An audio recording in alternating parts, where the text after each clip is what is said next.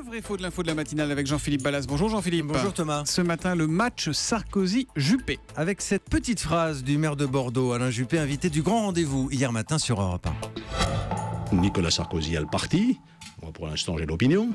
C'est court, c'est net, c'est précis. Nicolas Sarkozy a le parti et moi, pour l'instant, j'ai l'opinion. Petite mise au point d'Alain Juppé, mais est-ce que c'est vrai ou est-ce que c'est faux, Jean-Philippe ? Vrai, Thomas, est très intéressant à décrypter. Nous nous sommes penchés sur plusieurs sondages d'opinion et le résultat, à chaque fois, est sans appel. Alain Juppé est devant, largement devant Nicolas Sarkozy. Enquête Ipsos pour Le Point. Le maire de Bordeaux est en tête des personnalités politiques préférées des Français.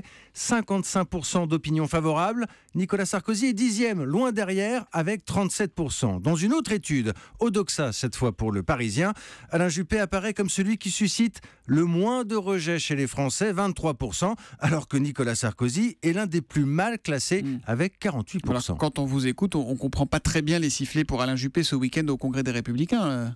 C'est ça qui est intéressant, Thomas. Les résultats dont je vous parle concernent l'opinion publique en général, mais dès que vous vous concentrez sur les sympathisants de droite, la tendance s'inverse systématiquement. Nicolas Sarkozy passe devant Alain Juppé dans les mêmes sondages. Pourquoi ?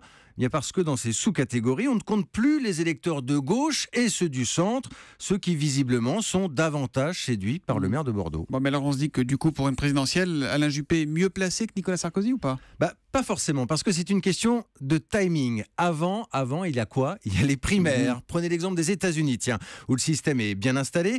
Là-bas, tous les politologues, Thomas, vous disent qu'avant de conquérir le pays, il faut d'abord convaincre sa propre famille, quitte à avoir un discours plus radical au départ, et ensuite arrondir les angles pour parler au plus grand nombre. C'est le passage obligé pour avoir le parti, la machine de guerre derrière soi.